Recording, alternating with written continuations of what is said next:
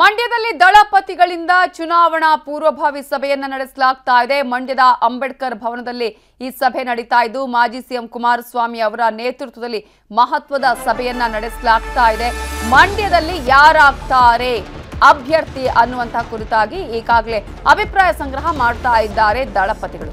ನಿಖಿಲ್ ಅಥವಾ ಕುಮಾರಸ್ವಾಮಿಯ ಸ್ಪರ್ಧೆಗೆ ಅಲ್ಲಿ ಒತ್ತಡ ಹೇರಲಾಗ್ತಾ ಇದೆ.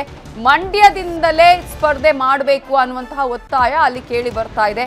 ಅಭ್ಯರ್ಥಿ ಆಯ್ಕೆಯ ಬಗ್ಗೆ ನಡೀತಾ ಇದೆ ಮಹತ್ವದ ಸಭೆ.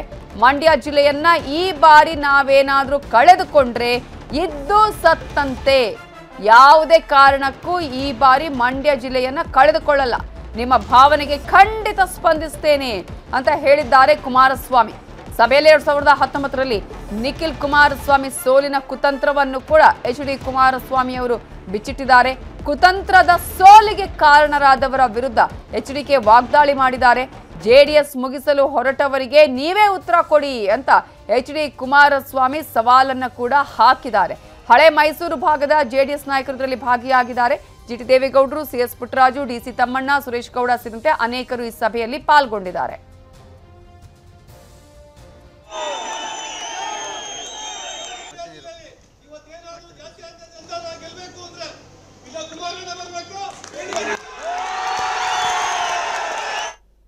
ತುಮಕೂರು ಬಿಜೆಪಿಯಲ್ಲಿ ಭುಗಿಲೆದ್ದಿದೆ ಅಸಮಾಧಾನ. ಯಡಿಯೂರಪ್ಪ ವಿರುದ್ಧ ಮಾಧುಸ್ವಾಮಿ ತೀವ್ರ ಬೇಸರವನ್ನ ವ್ಯಕ್ತಪಡಿಸಿದ್ದಾರೆ.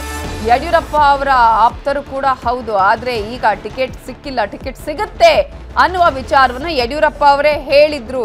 ಆದ್ರೆ ಈಗ ಟಿಕೆಟ್ ಇಲ್ಲ, ನನಗೆ ಟಿಕೆಟ್ ಕೊಡಿಸ್ಲಿಲ್ಲ ಅಂತ ಹೇಳಿ ಮಾಧುಸ್ವಾಮಿ ತೀವ್ರ ಬೇಸರವನ್ನ ವ್ಯಕ್ತಪಡಿಸಿದ್ದಾರೆ.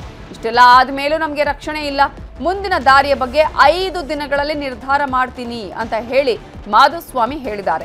ಸೋಮಣ್ಣ ಪರ ಪ್ರಚಾರ ಮಾಡಲ್ಲ ಅಂತ ಖಡಾಖಂಡಿತವಾಗಿ ಹೇಳಿದ್ದಾರೆ ಮಾಧುಸ್ವಾಮಿ. ಇಲ್ಲಿ ಸೋಮಣ್ಣ ನಾಲಿಗೆ ಅಂದ್ರೆ BSY ಹೆದರ್ತಾರೆ, ಬೇರೆ ಕಡೆ ಹೋಗುವ ಬಗ್ಗೆ ಯೋಚನೆ ಮಾಡಿದ್ದು ನಿಜ ಅಂತಾನು ಮಾಧುಸ್ವಾಮಿ ಒಪ್ಕೊಂಡಿದ್ದಾರೆ. ತಕ್ಷಣಕ್ಕೆ ನಾನು ಪಾರ್ಟಿ ಬಿಡುವ ಆಲೋಚನೆ ಮಾಡಿಲ್ಲ, ಆದ್ರೆ 5 ದಿನಗಳಲ್ಲಿ ನಿರ್ಧಾರ ಮಾಡ್ತೀನಿ ಅನ್ನುವ ಮಾತನ್ನ ಹೇಳಿದ್ದಾರೆ.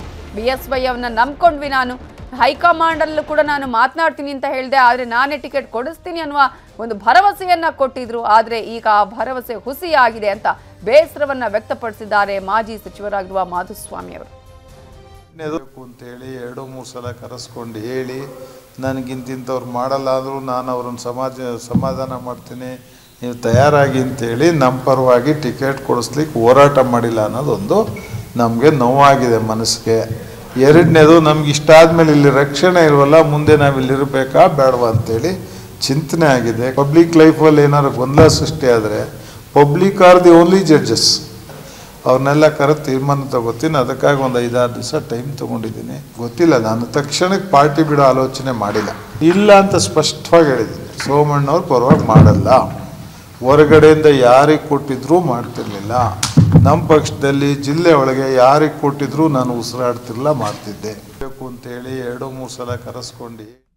ಕನ್ನಡಿಗರ ನೆಚ್ಚಿನ ನ್ಯೂಸ್ 18 ಕನ್ನಡ ಈಗ ವಾಟ್ಸ್ಆಪ್ನಲ್ಲೂ ಲಭ್ಯ.